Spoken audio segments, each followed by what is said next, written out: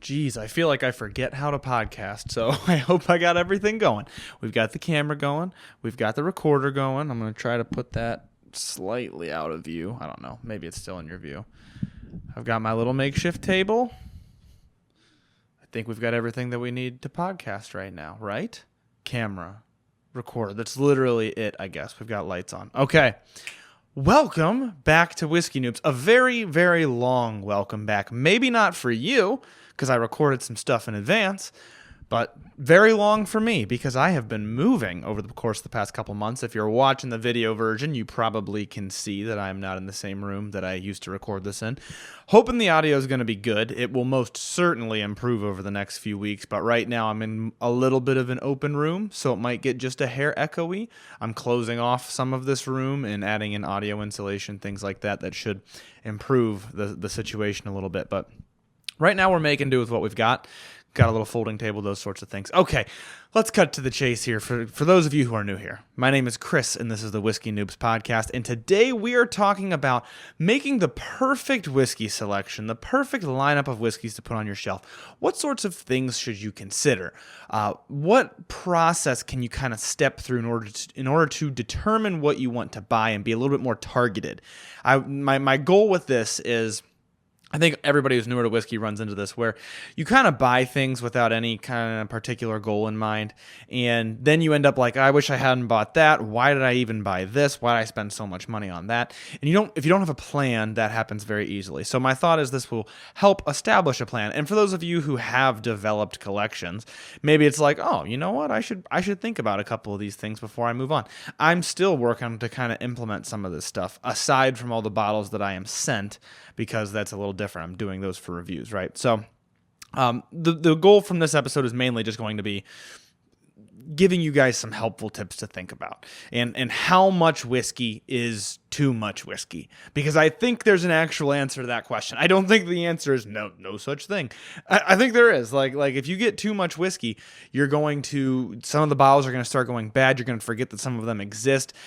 Bad things can even happen. If you have so much whiskey that you're losing track of them, some of them maybe fall over, leak out of the cork, or they'll eat the cork up.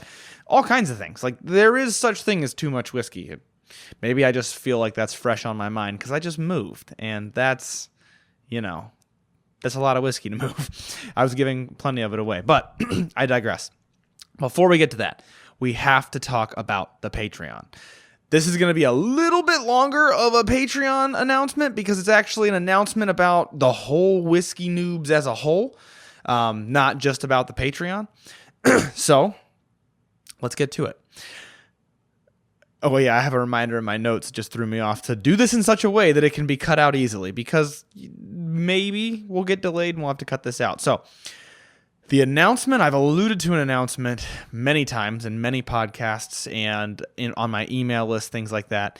It's finally here. Okay, so the announcement is, I have officially, as of the airing of this, not as of the recording of this, put in my 2-week notice at my job, which means this is now going to be my full-time gig. Not necessarily just the podcast, but between the podcast, the Patreon, the Perfect Pairing Club that I do with Adam from Dreamer Cigars, and the solo blind that I do that you might know about on justneat.shop.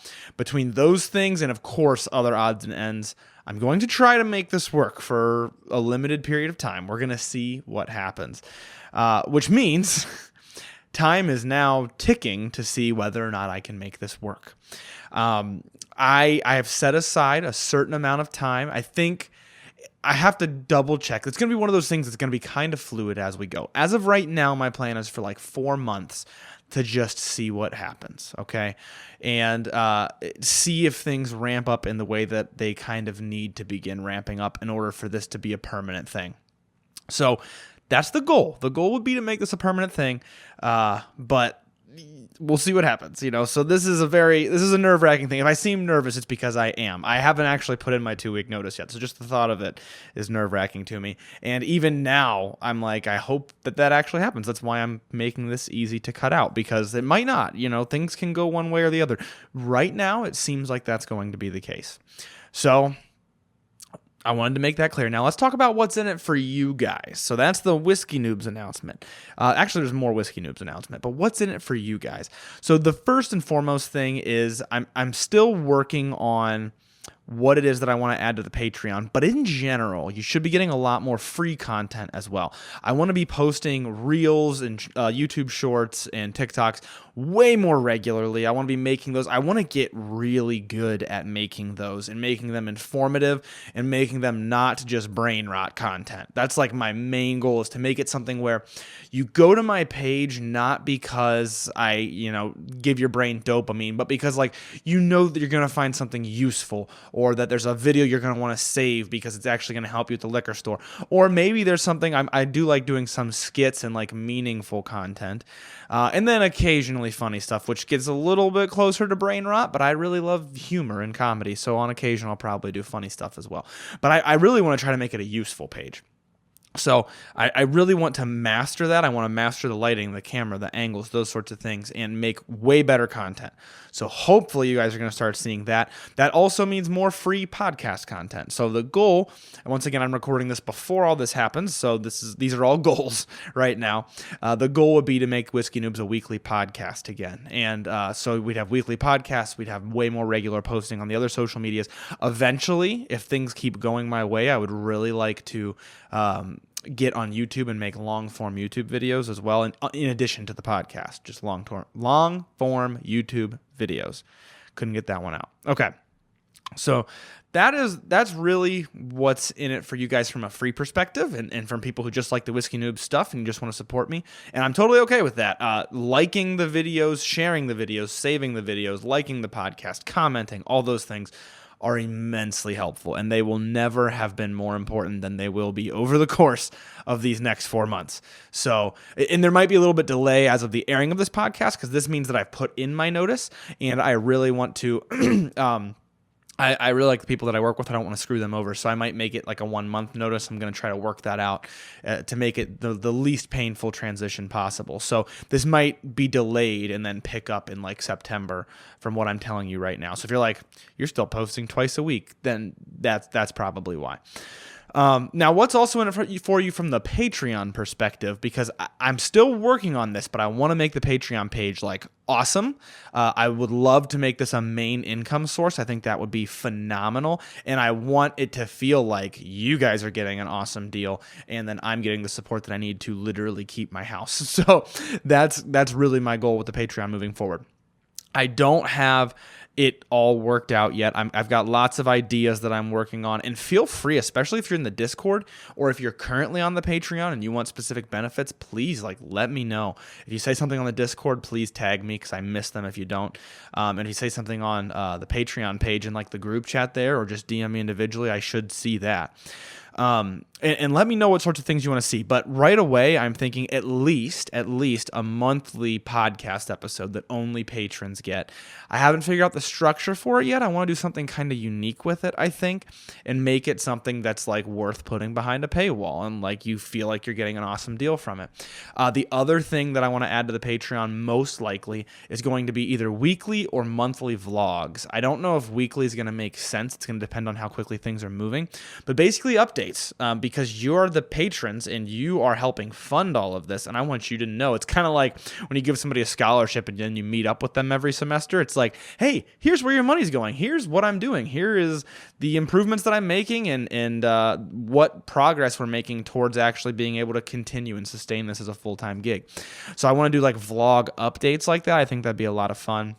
Maybe just old school webcam style, talking to the camera for 5 or 10 minutes.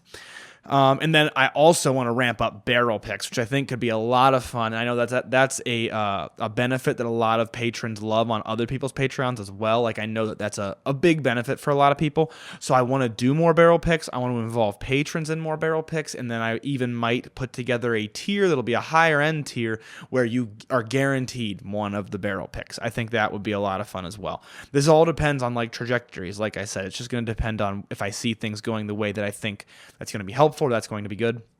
I'm working on more benefits than that, but that's where we're at right now. So once again, feel free to give me some feedback. I'm sure as I'm editing this, I'm super nervous right now. I might cut it out, make it a little bit less rambly, something like that.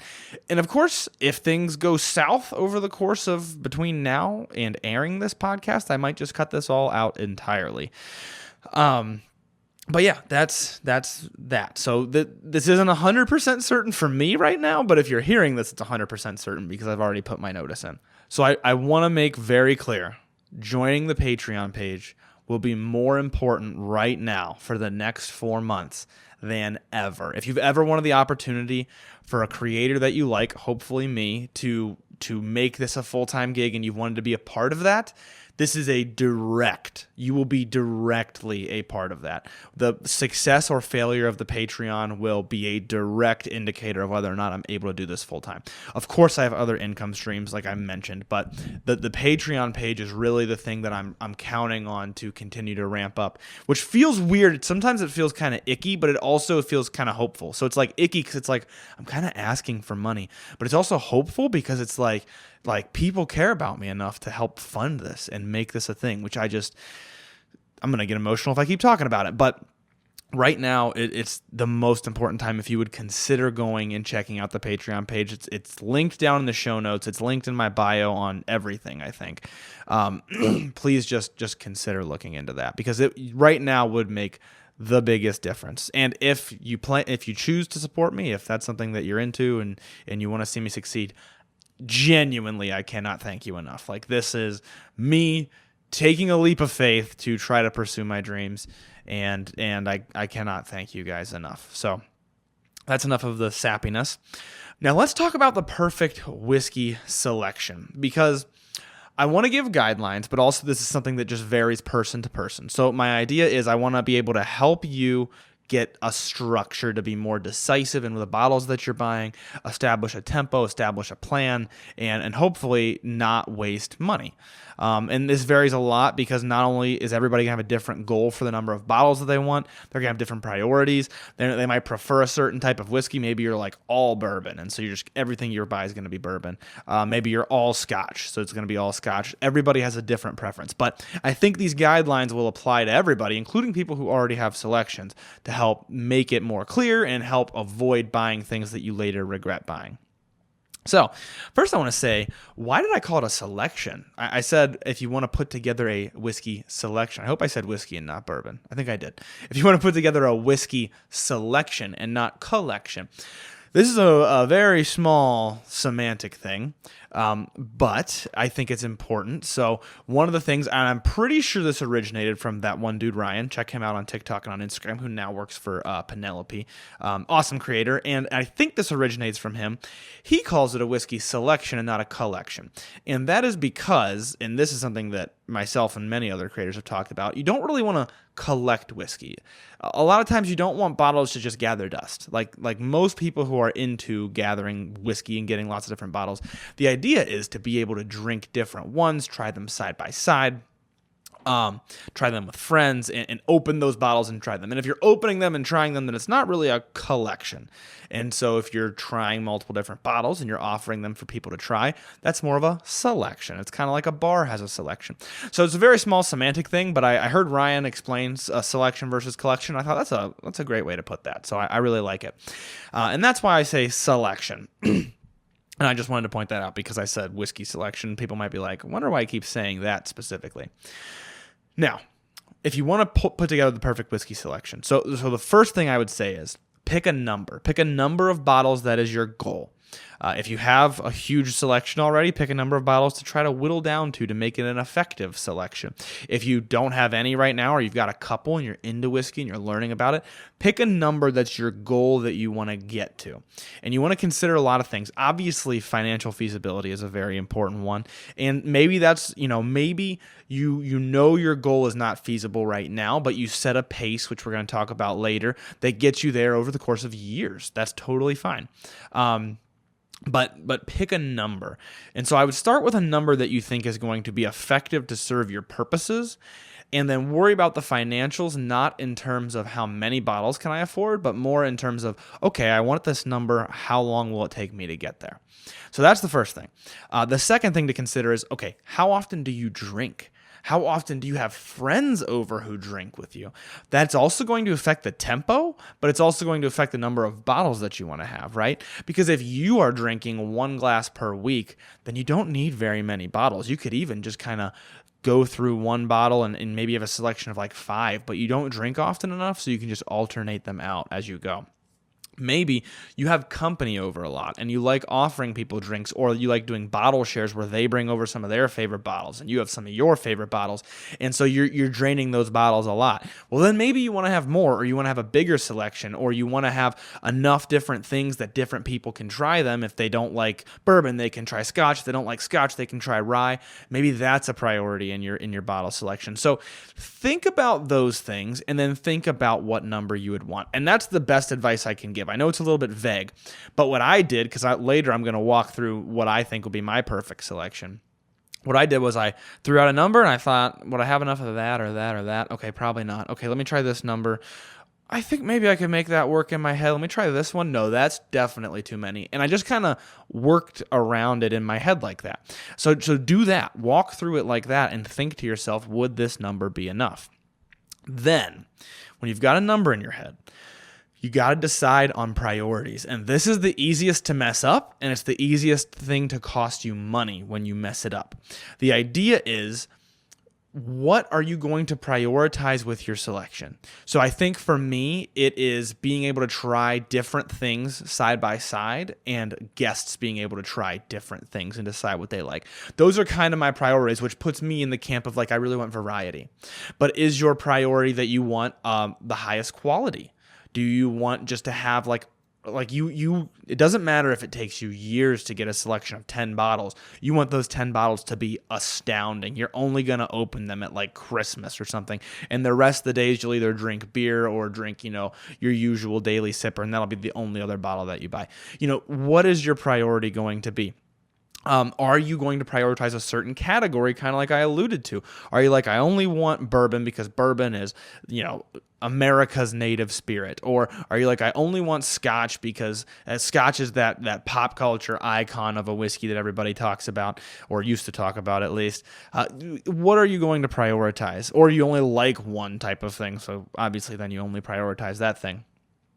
Or do you want to be able to make cocktails or mix in other spirits in your cocktails or try other spirits? Maybe this ventures outside of whiskey for you and you want to try some whiskeys and some tequilas and some mezcals, and you gotta, especially if you're doing this like budget style, you gotta allocate for that in your budget.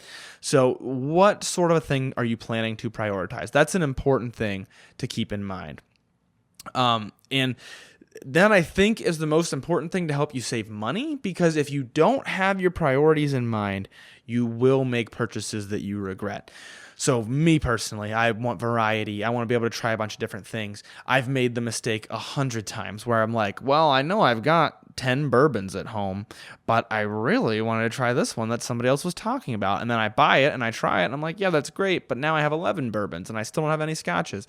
So your priorities will really drive what you should be buying in order to just feel like you're getting the most out of the money that you're spending on your whiskey selection. So I don't want to overstate that too much, but I also don't want to understate it. It's very important, and it's going to help you stay guided in your mission. And that is something, the priority thing is something that even if you have a well-established whiskey selection, the priorities can really help you moving forward. Like, make sure you're buying the things that you want to add to your collection. Make sure I said collection. I don't know if you caught that. I said it. The things you want to add to your selection, make sure you have that in mind, right? And also, by the way, I still call it a collection sometimes. I don't want to sound like snooty when I say that, but I do think selection is like a better term, so I try to use it, That's what I don't actually like. I'm not offended if you call my stuff my collection.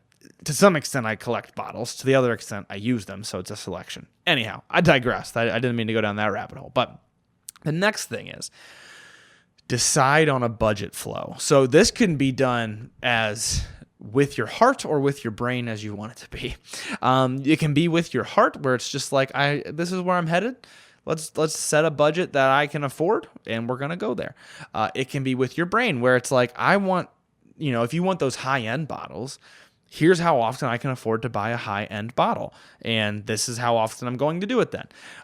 It can be with your brain in that you're like, I want to get this many different bottles and I want to be there in this many years. Let's calculate and see if I can afford to do it that way. And if so, I'll buy it with, at this certain pace.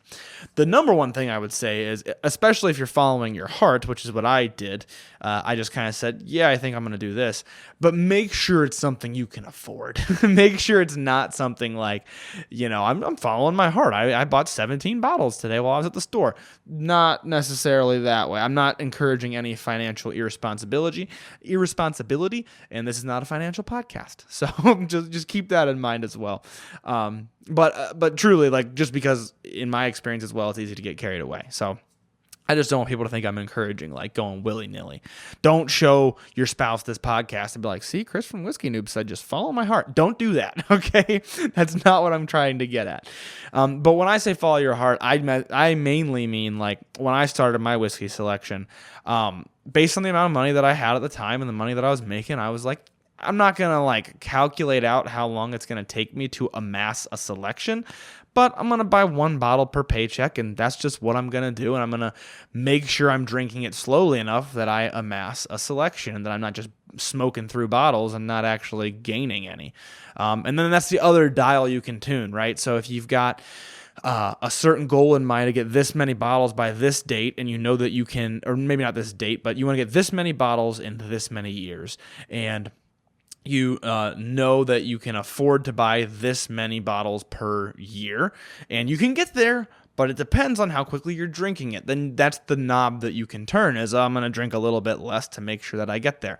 So that's another thing that you can keep in mind. Like, this is all kind of fluid, but if you want to take it down to bare bones, literally what I did was I was just like, I'm going to buy one bottle per paycheck because I know that I can afford that right now, and that's what I'm going to do. And I'm going to drink it slowly enough that I make sure I amass enough bottles so that I can do side-by-side tastings and so that I can offer things to my guests. And that's literally what I did. So decide on your budget flow. And then the last thing that I have here is evaluate. Okay, so are any of your whiskeys getting worse? Are some of them getting down to about the halfway point, and then that you're leaving them for so long that they're starting to taste bad? Then maybe you have too many bottles. Are you burning through bottles way too fast? Maybe you're drinking it too fast. Evaluate as you go. Don't forget to come up for air and be like, am I on the right path? Do I have, if you're looking for variety, do I have a variety for my guests to try? Or do I just have like 20 different bourbons and I haven't bought any scotches, and my goal was to buy scotch? Or was my goal for variety, but so far I've got 10 bottles and I only drink the bourbons, so I should probably buy more bourbons? Evaluate those sorts of things as you go, because it's a fluid thing. You're going to learn as you go. That's just the way that it works. So that is a very important step to keep in mind, not just right now as you're listening to the podcast and you're making this plan, but moving forward, like in the future. Maybe throw a reminder in your phone for every 2 months. Hey, come up for air. What am I drinking? Am I drinking it fast enough? Am I drinking it too fast? Do I have too many bottles? Those sorts of things. And then I guess the last little tip that I'm going to mention is also just please don't use your selection as an excuse to drink a ton. That's a really easy thing to do, to be like, every Friday night I'm going to try 5-6 different bottles all at once, and then maybe on Wednesdays I will too. You don't want to do that either. So be aware of your of the temptation that it could be, and whether or not you think you can manage that. Because if you've been listening to this podcast for any amount of time, you know that I heavily encourage limiting your drinking. I pretty much don't drink. Well, in the summertime, I drink a little bit more. I don't want to make it seem like I'm this saint, right? I do drink sometimes. And for a while there, it was 1 drink per week was my limit. Now I'm like, if I want to drink, I'm going to have a drink. You only live once. But I really, really do not drink as much as people think I do. I definitely don't binge drink as much as people think I do, or drink anything beyond my limit. Of course, every once in a while I go a little overboard. But if you were looking at me and you're saying he's got so many bottles of whiskey, he's drinking some absurd amount, so clearly I can too. Don't get that impression in your head. I don't drink very much at all, and I do lots of reviews where I spit out the whiskeys, things like that. I rarely.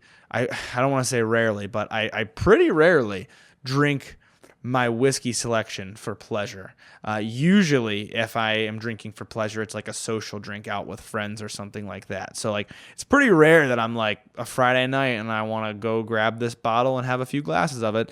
I do love doing that. That's what got me into the hobby, but I don't drink very much. So, I'm not trying to be on my soapbox here. I just want to make that very clear because I feel like I am responsible for the image I give off. And if that image is heavily drinking, I feel responsible for that image. So that's why I'm kind of on my soapbox there. I don't want to give off that impression. So want to make that clear. Now let's talk about what I would do, because I know a lot of people are probably wondering, like, okay, well, this is your advice, but what would you actually do? So I want to make clear, first of all, well, what would you actually do? You actually own like 250 bottles of whiskey or something like that, Chris. I actually have no idea the number, to be clear. But I know at one point it was like 200, and that was a little while ago. So if you're thinking that, the truth of the matter is I would not have this many bottles of whiskey. If I was just a hobbyist, I would not have this many bottles of whiskey at all. I only have this many because I have them sent to me for reviews. And if you think that's a load, that's a crock, you're full of it, you're probably still buying multiple bottles per week. I very rarely buy whiskey for just me. Sometimes I'll put it on, I put it often on like my birthday list or my Christmas list or gift lists for friends. But I don't often buy myself a specific whiskey. There are a few bottles that I've been wanting for a while that I just haven't bought myself. A lot of the bottles come to me from reviews. That is not a brag. That is me trying to make it clear what I'm talking about. So if it's Chris's perfect world and he has his perfect whiskey selection and he doesn't have all these whiskeys being sent to him for reviews, my apologies. My shoulder just got tight if you're watching the video version. What would I do? So the number I would pick, first of all, would be 20. I landed on this number doing that method I mentioned earlier. Okay, what could I do with 10 bottles? Okay, what would I do with 25 bottles? That's too many. What would I do with 15? I don't know if that's quite enough. Let's do 20. So I think 20 is like the perfect amount of bottles. And this is keeping in mind that you're going to finish a bottle and then buy another one. So like this isn't like you're only ever going to drink these 20 bottles for the rest of your life. This is just like, what would you do? What would your selection look like? My priority, I remember, most important thing, pick a priority. My priority would be variety. And I mentioned that, I alluded to it earlier. I'm big on being able to do tastings of different things side by side. I'm big on my guests being able to do different tastings. I love, like, one of my favorite nights is to just have people over and they get to try 2 or 3 different things. I love doing that. So that would probably be my priority.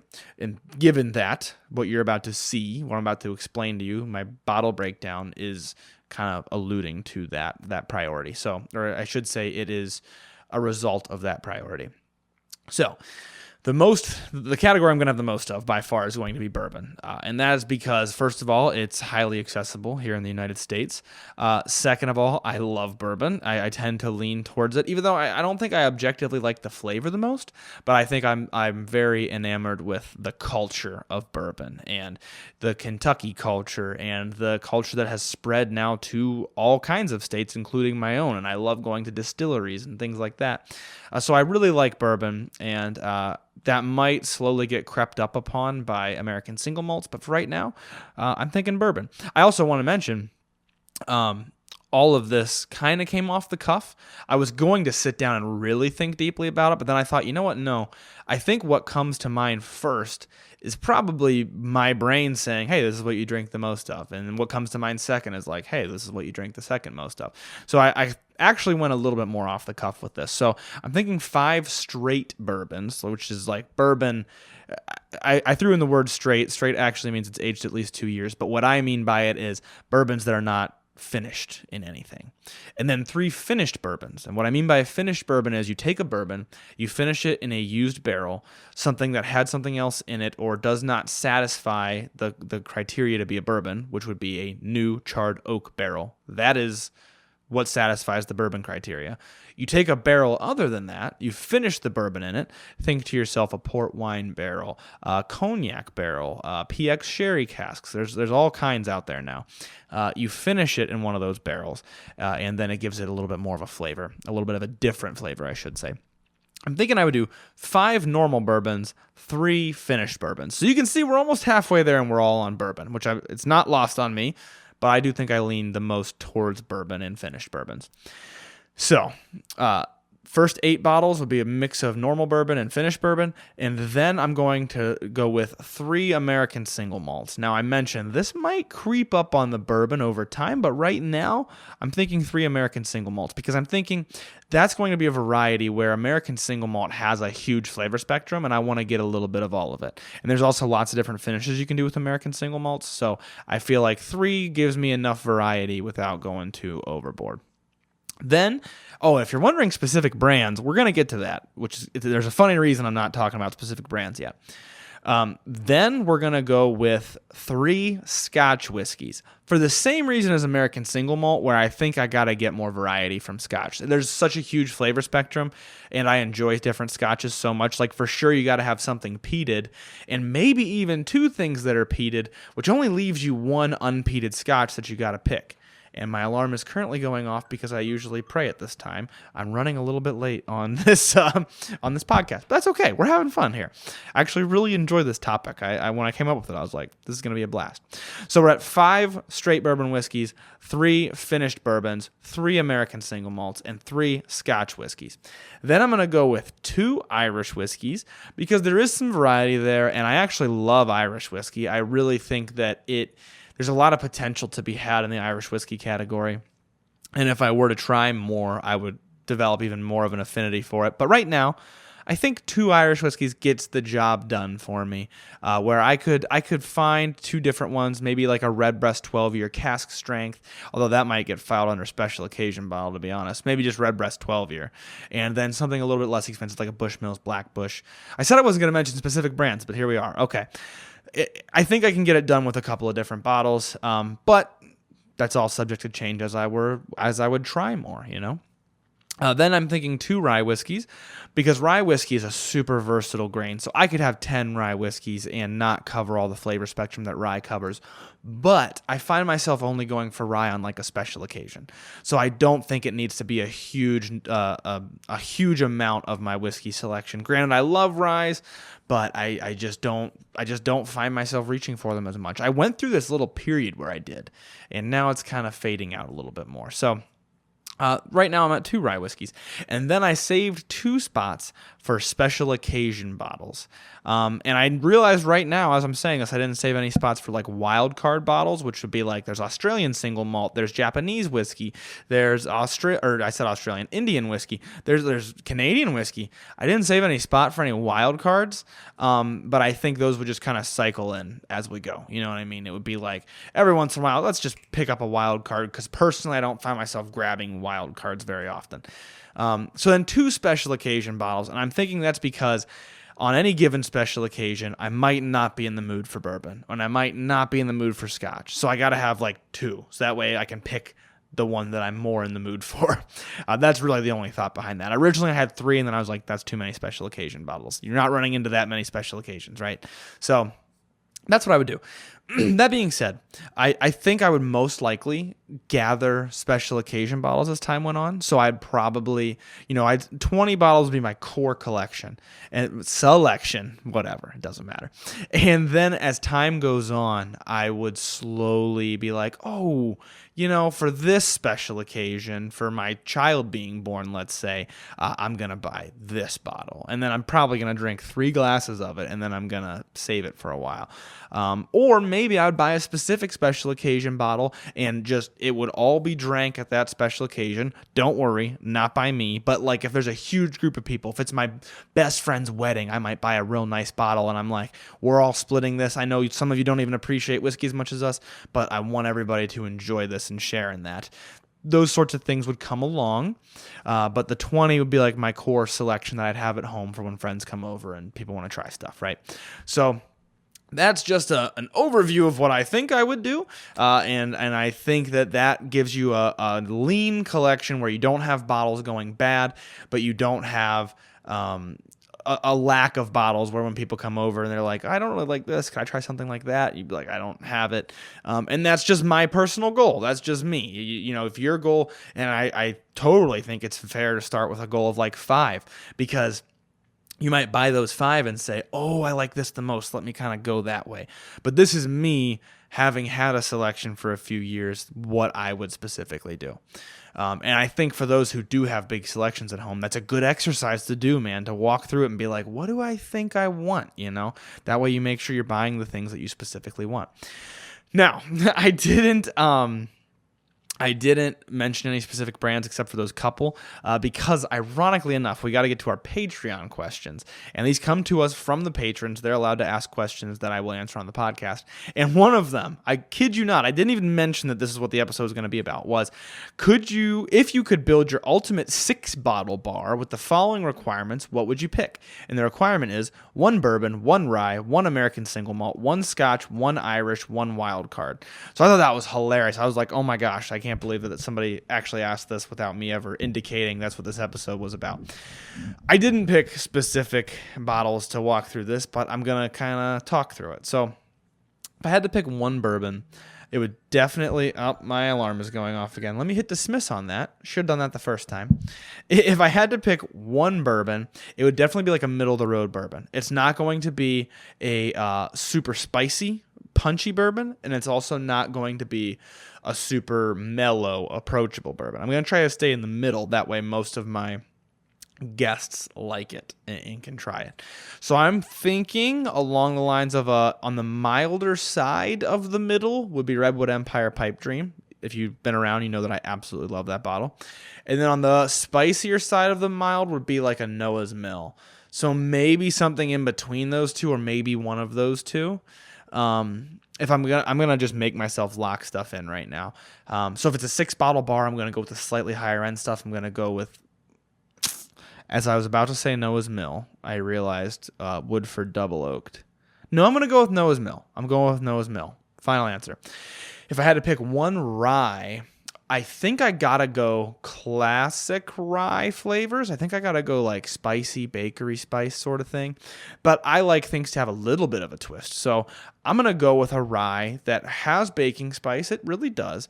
But it also has like bourbony notes. It's got oakiness. It's got fruitiness. And I'm super duper biased because this was my second barrel pick I ever did. I'm going to go with Hard Truth's Sweet Mash Rye. I think that one is just one that it would scratch the rye itch for me, but also be different enough that I would drink it relatively often. 1 American single malt is going to be tough because right now I'm going through a phase of exploring and enjoying American single malts. If I had to pick one, I think it would serve as a special occasion bottle. It would be Westward Whiskey's Milestone, and I think it was the release number 2. I think it was Milestone number 2, and that bottle was oh no, I've miscalculated. Because I also love Jack Daniel's American Single Malt. It's their Traveler Special. Oh boy. I actually think I might have to change my answer to the Jack Daniel's one. I've been enjoying it that much lately. So Jack Daniel's American Single Malt, it's their Traveler Special. Man, I mean, when I tell you it's close, if you ask me again tomorrow, I might change my mind between those two. I'm going to lock in Jack Daniel's for right now. Also, it's kind of funny to have an American Single Malt with the Jack Daniel's name on it. If I had to pick one Scotch, since I have the American Single Malt, for Scotch, we're definitely going peated. And since I don't have a huge experience with Scotch, I'm going to go with the first one that comes to mind, which is, oh my goodness. Not Bunnahabhain. What's Lagavulin? There we go. Jeez. Lagavulin, 16-year. 16 year or 17 year, I think it's 16 year, about $100 bottle. That would be another special occasion one for sure. One Irish whiskey is definitely going to be either Redbreast 12 year, or if I can afford it after buying all these other ones, Redbreast 12 year cask strength. Huge love for that bottle, for Redbreast 12 year and for the cask strength. If I could afford it, I'd go with the cask strength. One wild card. I didn't really think about a wild card, but now I am. My wild card, My wild card would be a Christmas whiskey. And I think it would be Jameson Black Barrel. Or it would be Watershed's Nocino finished bourbon. I drink both of those at Christmas heavily. I'm so sorry. There's something going in my eye if you're watching the video version. I drink both of those a lot around the holidays, so they have like a special holiday meaning for me. But I think I'd have to go with Jameson Black Barrel just because I think the only reason it wins is because it goes a little further back. I discovered Jameson Black Barrel before I discovered Watershed's Nocino finish, so I feel a little bit more warm and fuzzy about it. And maybe it's also because I'm planning a trip to Ireland. Maybe that's in my head. I don't know. Yeah, I think I got to go with Jameson Black Barrel as my wild card. And so, yeah, that's the selection. I don't even remember what I said, so let's try it. Noah's Mill, I think. Yeah. Hard Truth Sweet Mash Rye. Jack Daniel's American Single Malt, the Traveler Special. Lagavulin 16-year. Redbreast 12-year. I'm going to say cask strength. And then Jameson Black Barrel. Weird that in my initial one, I only picked 2 Irish whiskeys. And then down here, I picked 2 Irish whiskeys. Maybe I need to rethink that a little bit. I don't know. But yeah, that's my gut reaction to that. The other question I forgot to look up, so I'm going to look it up real quick and then I'm going to answer it. Okay, I did way more research than I thought I was going to. So the question is, would you ever compete in Matt Madness? And my assumption was this is something that a whiskey influencer does. It is correct. So Matt Madness is some kind of a competition. It's like March Madness, kind of, that is put on by ADHD Whiskey. And my understanding is he has different whiskey influencers or content creators on to do different contests, like tasting whiskeys.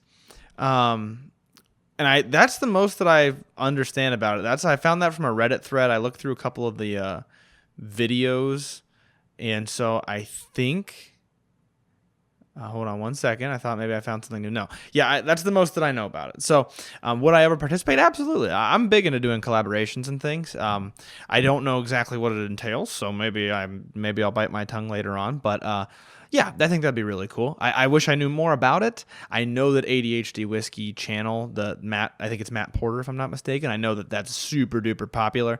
I don't know as much about the YouTubers, the whiskey YouTubers, which I need to know more about if I'm going to get into YouTube videos. I really got to figure that out. But yeah, no, I mean, I would absolutely do that.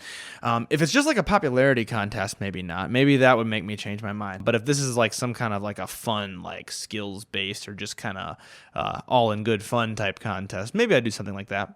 I don't think I know enough about it. Hopefully that answers your question. I might have to do more research on what exactly it is. But those are all the questions that we've got for this podcast. And as you've heard, my alarm keeps going off. So I am going to wrap things up. Once again, just thank you guys all so much for your support, especially if I kept that beginning announcement in this episode more than any other. Thank you for your support. Please consider going and checking out that Patreon page.